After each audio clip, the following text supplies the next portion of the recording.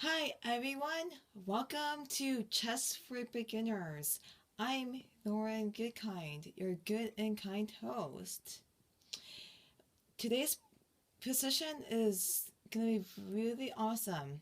It's black to move, so black's knight decides to take the rook.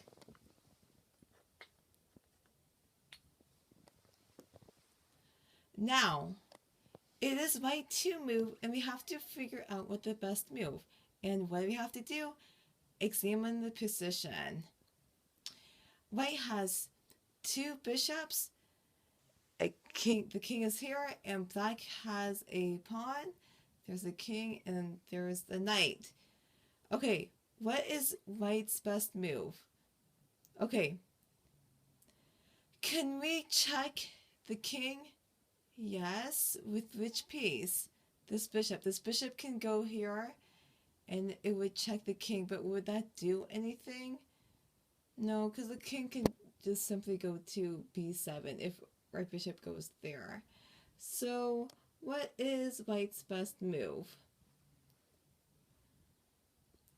By the way, black is going this way. Look, the knight is in the corner and the knight's on h1. Is this a good square for the knight? No. How many squares can this knight go to? Two. Which ones? This one and this one. That's interesting. We've got two bishops here. Since the knight is in the corner, do you see what the best move is? Think about that. Do you see how we can... the knight is controlling these two squares. So do you see how we can move our bishop where it can control these two squares? Because if we can do that, then it would trap the knight. The best move is to move the bishop all the way to e1. Once the bishop is here, it's controlling these three squares, and this knight can't go anywhere. So let's go ahead and do that.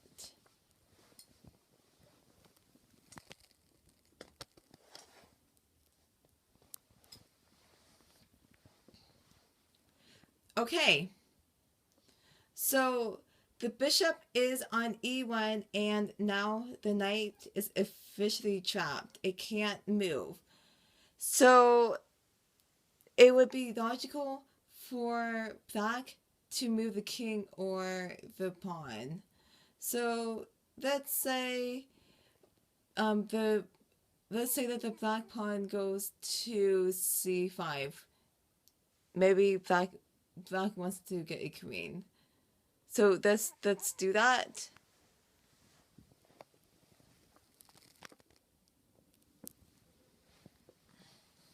Okay.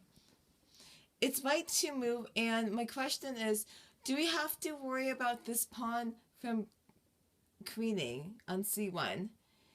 Yes, we do, but it's not an immediate threat.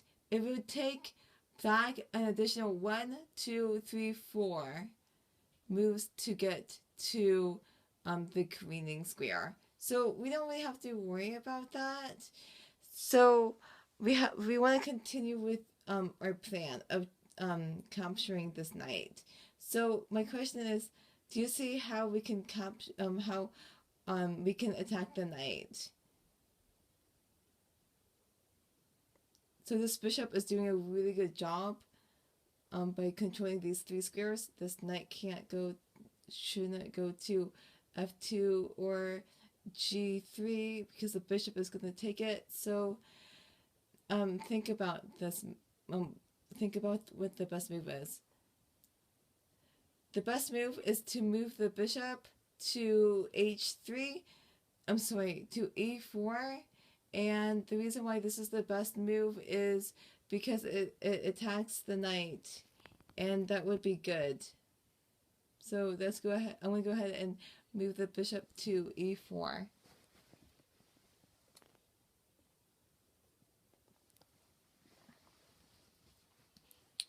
Okay, it's black's move, and notice that this knight is officially trapped.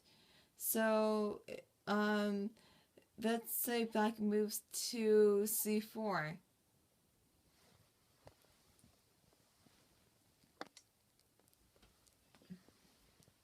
And what is white's best move? I think it's pretty obvious. Let's take the knight with or a bishop.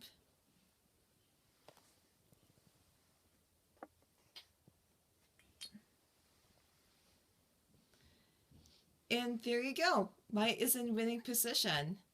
White should win in this position, so um, white needs to capture this pawn, and then after white captures the pawn, then white can checkmate black with the two bishops. And you can actually force checkmate with the two bishops. It's a long process, but one day I'll show you. But white is in winning position. So the lesson of this video is if your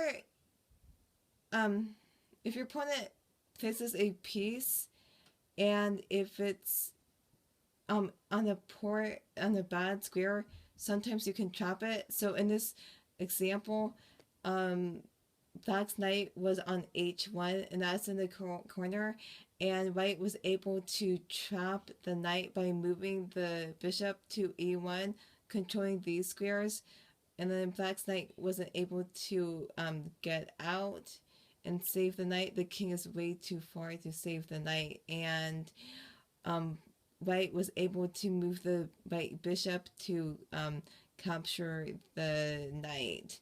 So that's very good. If you have any questions about this video, please comment below. I would love to hear from you. And thank you so much for watching. Thank you. Bye.